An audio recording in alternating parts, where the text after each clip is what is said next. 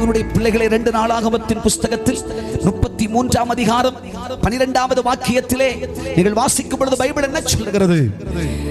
இந்த மனாசே என்ன செய்தான் என்றால், அவன் நெருக்கப்படுகையிலே அவன் கர்த்தரை நோக்கி கெஞ்சினான்.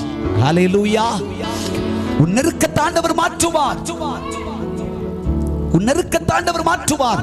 கெஞ்சி கெஞ்சி கெஞ்சி. ஹல்லேலூயா! ஆமென் ஆமென். சும்மா நடிச்செல்லாம் அழக்கூடாது, மனசார அழணும். கை தூக்கி அல்லேலூயா சொல்லு.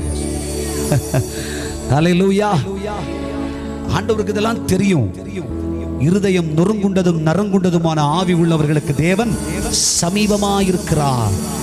கெஞ்சி கெஞ்சி கெஞ்சி. யாக்கோபை குறித்து ஓசியா தீர்க்கதரிசி 12ஆம் அதிகாரம் வாசிக்க வேண்டாம். வாசிக்கும் பொழுது பைபிள் சொல்லுகிறது, யாக்கோபு தேவனிடத்தில் கெஞ்சினான். கெஞ்சி கர்த்தரிடத்தில் கேட்டான்.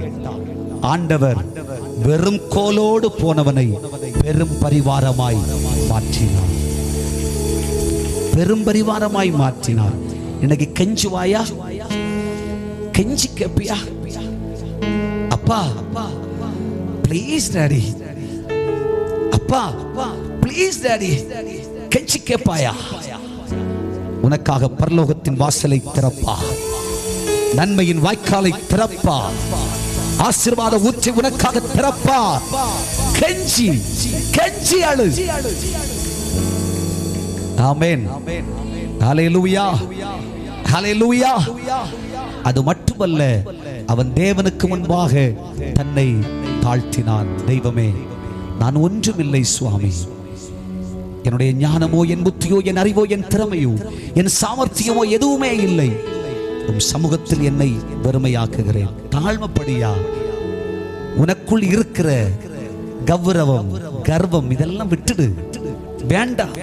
தெய்வ சமூகத்தில் குழந்தைய போல மாறு. அப்பத்தான் கர்த்தர் உன்னை விசாலத்துக்கு கொண்டு வருவார்.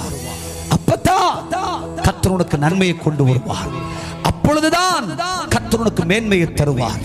அப்பொழுதுதான் உன் நெருக்க காலங்களை மாற்றி, உன் சிறையிருப்பை ஆண்டவர் மாற்றி ஒரு சுதந்திர காலத்தை உனக்கு கொடுக்க வல்லவராயிருக்கிறார். கைகளை தட்டி கர்த்தரை மகிமைப்படுத்துங்க. தேவ சமூகத்திலே என் நெருக்கத்திலிருந்து என்னை விடுதலையாக்கும், என்னை விசாலத்துக்கு கொண்டு மாறும் என்று ஆண்டவர் சமூகத்தில் கேளு.